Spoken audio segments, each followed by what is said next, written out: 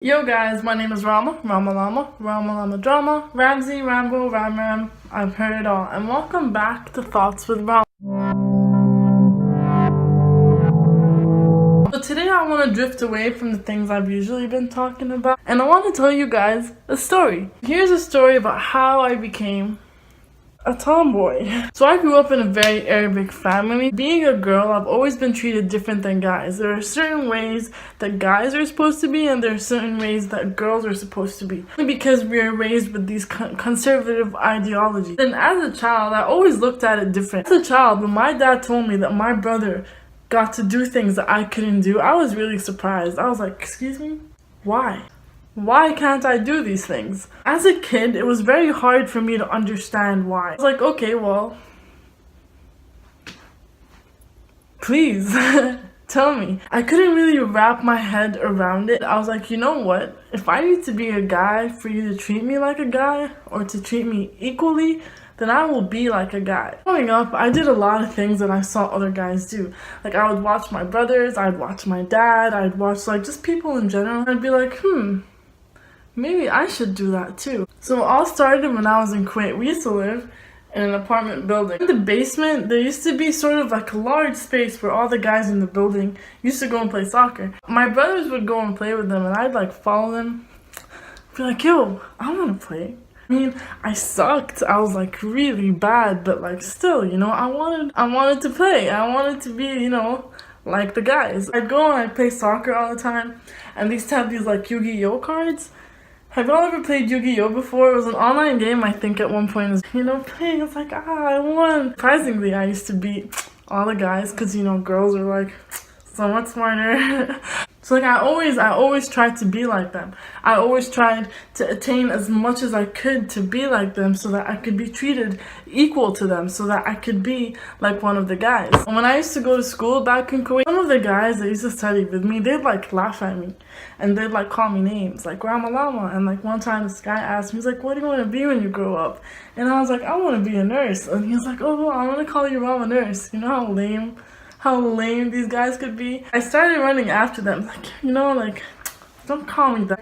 When I moved to Syria, some of the girls weren't really nice to me over there, so like I automatically became very fond of befriending the guys, only because they were like so much easier to talk to, so much more fun to be around, you know, and it's like crack jokes, be lighthearted. And I was like, yeah, dude, I can do that. And so like I picked up a few jokes, picked up a few offensive comments, picked up a sense of humor, and you know. And at that point, even at home, I would try to do things different. Whenever we go grocery shopping, I'd like carry like all the bags, and like, you know, they'd be like super heavy, and my mom would be like, Mama, no, like, why are you carrying so much? Let the guys do it. And I'd be like, no, Mama, what do you mean let the guys do it? And I'd grab the stuff, and I just, you know, and I'm like low-key dying over here, you know, trying to prove a point.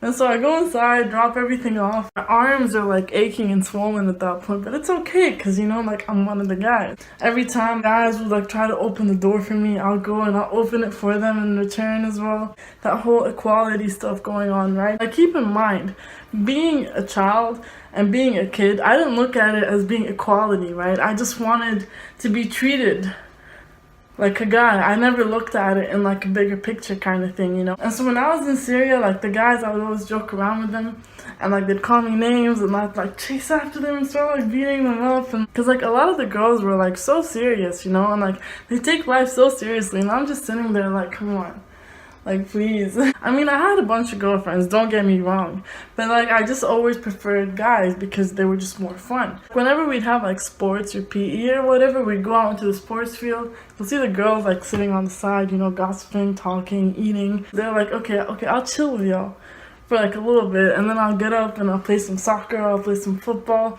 I just like get involved, you know. I liked to play games, and like, you know, I wanted to be one of the guys. And on weekends, I'll go to like the computer store and I'll play like video games. Get together with my cousins who were guys, and like we'd play like, you know, Yu-Gi-Oh, Counter-Strike, some Half-Life.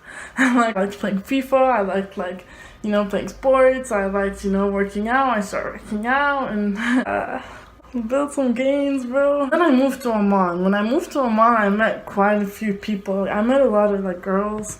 A lot of girls were my close friends, but then I also met a lot of guys, and some of the guys became some really close friends of mine too. At that age, I was no longer playing computer games.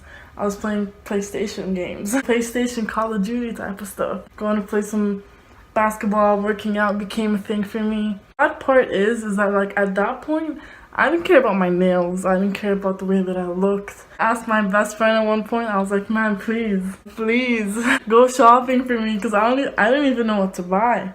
I didn't even know what to wear. Like for me, it was like, okay, t-shirt, jeans, cool, you know, let's go. Like it was quite heartbreaking. But then I reached a point in my life, like when I came to America, away from like the small communities in the Middle East, it kind of clicked. Sitting down one day and I was like, damn. I was like, Rama, you're a girl. You know, like, you're not a dude. Because, like, I was growing up at that point. I was like, okay, well, how long are you really going to lie to yourself for and, like, pretend you're, like, one of the bros, you know? Because, like, at that point, that was basically it. When I was in Syria, when I was in Oman, I was basically one of the bros, dude. Like, everyone treated me like I was a guy.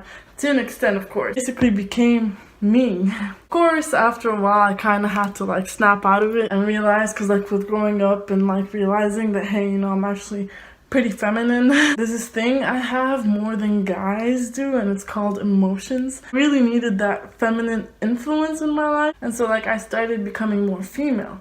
Started doing my nails, started, you know, dressing up, started going shopping, and started doing all these things, and I kind of realized that, hey, you know, this is actually more fun. Much more fun than being a guy. There were a lot of perks to befriending so many guys. I did have that male influence in the sense that I developed, to an extent, a very masculine mentality. Kind of made me more of a masculine female.